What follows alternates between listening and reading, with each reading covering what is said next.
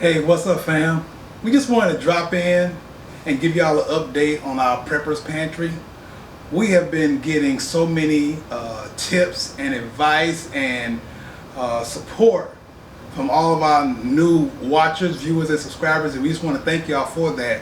And a lot of the information that you have given us is what we use to update our Preppers Pantry. The first and most obvious is our pantry looks a little bit different. That because one of the comments we got from, I think her name was Alethea Wolfsong. I hope I'm saying that name correctly. She gave us a story about how they had the same plastic shelves that we had in our last video. And after a few months, they heard a crash and their whole thing had fallen apart. And so she advised us, say, if you're gonna keep it, go ahead and cut it in half and just use half a shelf instead of the full height. Well, I didn't want to do that. So what we have is the stronger, more sturdy that we got from Home Depot. It was only $79 a set. I got a military discount. I couldn't pass it up. We bought two of them.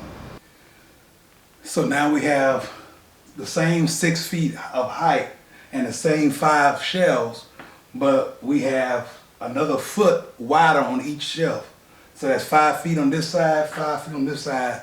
And we also have about 10 to 12 inches more of depth. So when you combine that with the extra feet, it's like having a third shelf. One tip that just kept on coming up was how to take care of dry goods. They saw all the flour and rice and cornmeal and stuff that we had, and so many people say either store it in a sealed container with some bay leaves or freeze it for 3 days and then put it out. Try to store it in a food safe container. So right now, most of our flour and rice and other dry goods are in the deep freezer. So we went down to Firehouse Subs and we got 4 of these pickle buckets. They sell them for $2 a piece, 5-gallon buckets, and they're food grade, nice tight sealed lids. So it got a little bit of a pickle smell to it, but Peggy did a great job of washing, and then rewashing until the pickle smell has come out. And so what happens is once we get our 3 days of frozen flour and dry goods, we're going to put them inside these 5-gallon containers with the sealed lids. So obviously we're not going to discard our previous plastic shelves. We're using it to store our health and hygiene items. Stuff like the deodorant, first aid kits, hand sanitizers, some paper towels. You know Peggy loves her Viva. We got the soaps, got the hand soaps, mouthwash, toothbrush, toothbrush and toothpaste, toothpicks.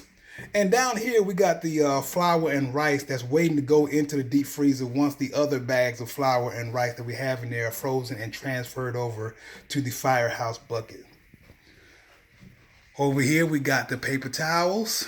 You know, Peggy would use Bounty in a pinch, but you know she loves her Viva. We got some toilet tissue. We know we don't have enough yet, but we are continually adding to our stock. And then over here we have the flashlight, lighters, the hand can opener, and some batteries. Another tip we got was to make sure we got our water off of the concrete floor that's down here in our basement. We have 4 jugs.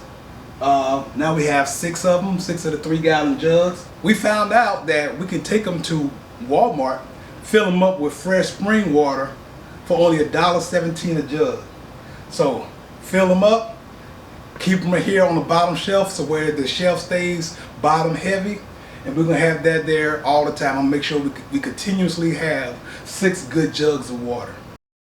We've been doing a pretty good job of keeping our stock rotated. Oldest items to the front, freshest items to the back. So whenever we buy some new stuff, they go to the back and the stuff that we already had gets pulled to the front. That's another tip that one of our great viewers have given us, and that's something we applied. Down here you see that Peggy has put the sugar into these large Ziploc containers to try to keep the moisture out. And moisture is going to be, we were told that moisture is going to be an issue when you're trying to store your dry goods and your food down in your basement. So, I'll show you something. We have our damp red humidifier placed down here. This thing does a great job of removing the moisture from the air, and it's non-electric. You don't need to have power to use it. They sell a lot of electric ones on Amazon for like $59 to $199. This one was only like 15 bucks. I didn't see this one on there when I checked before I shot this video, but I did see one very similar for $12.99. A great way to keep moisture out. Well, another tip that Pegi and I got was to make sure we got more meat. We had some mackerel, some canned chicken breast. We're not going to get Spam. We don't like Spam. Already had these 2 cases of Vienna sausage. I pronounce it Vienna sausage. That's how we pronounced it back in South Carolina when I was growing up. But we got a lot more cans of mackerel. We got a lot more cans of the chunky chicken breast. And because we got a deep freezer, we have a lot of meat that's frozen inside there. Matter of fact, the other day we found some whole chickens for $5 a piece. So we got 3 of those, and because we got space, we was able to throw them into the freezer. Now, of course, we realized that that deep freezer is not going to be that much use if our emergency is a long-term power outage.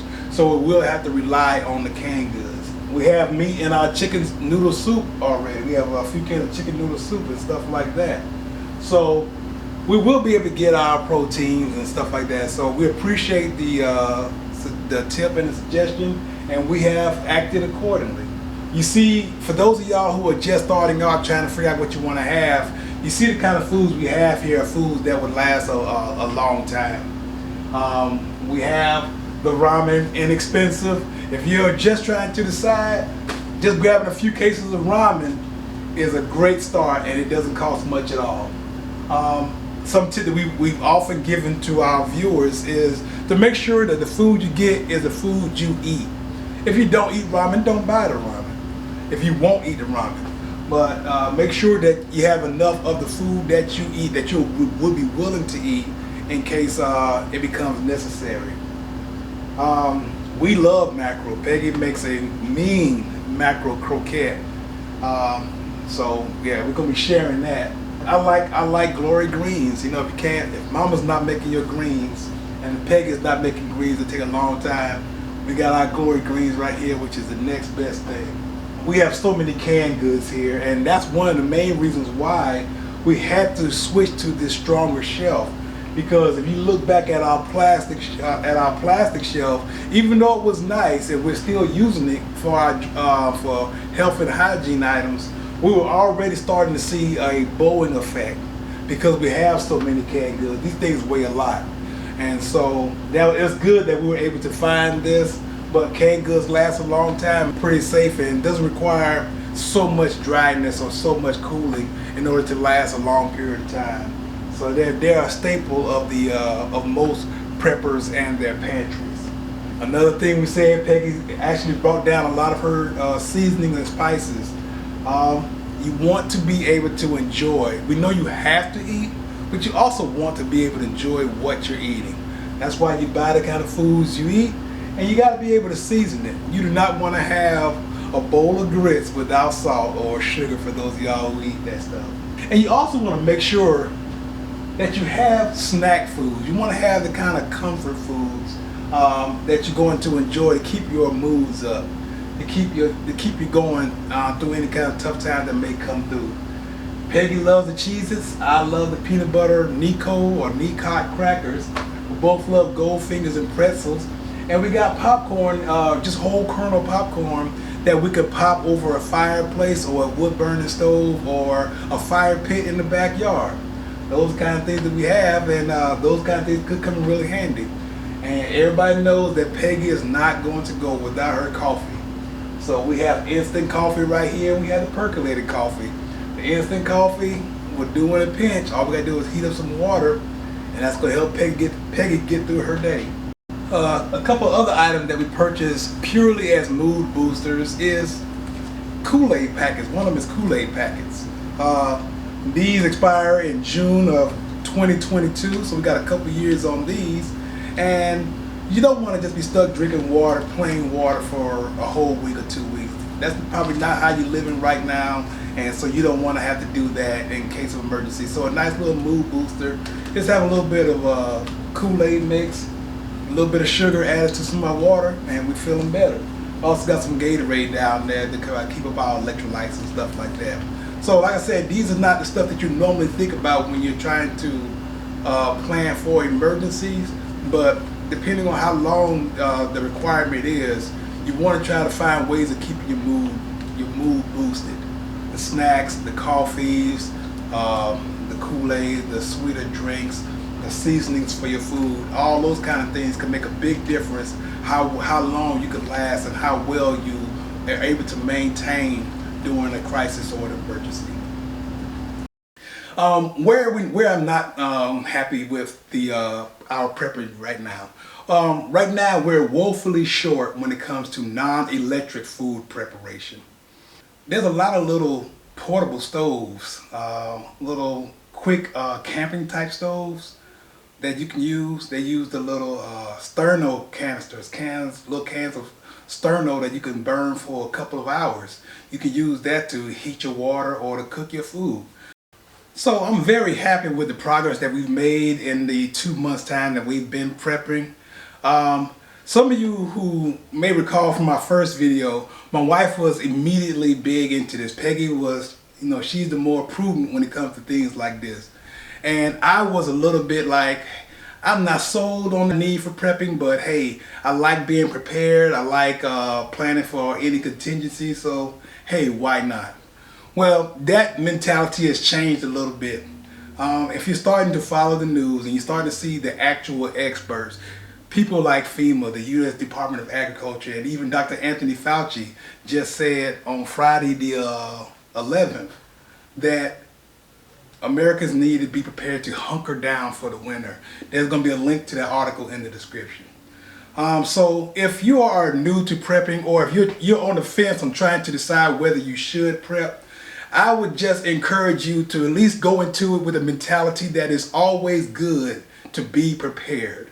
Just to make sure that you and your family are covered in case you go a month without a job, a tornado, hurricanes, other unforeseen occurrences, wildfires like in California, you might not be able to get to a store, whatever else it is, or maybe another lockdown, or anything like that.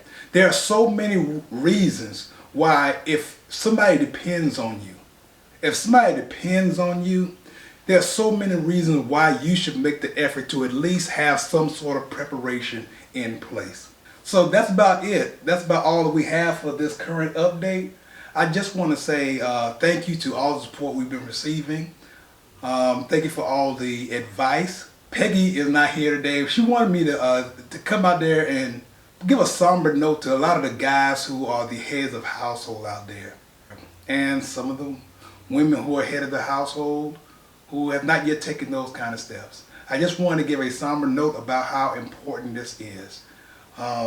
Hopefully that everybody's going to be doing well, and we appreciate all the views and any comments that you can give. And like I always say, please like, comment, and subscribe. Got to do my little subscribe thing. And if you get a chance, get out there and do something good for yourself and others. Thank you for watching, and we'll see y'all in the next video.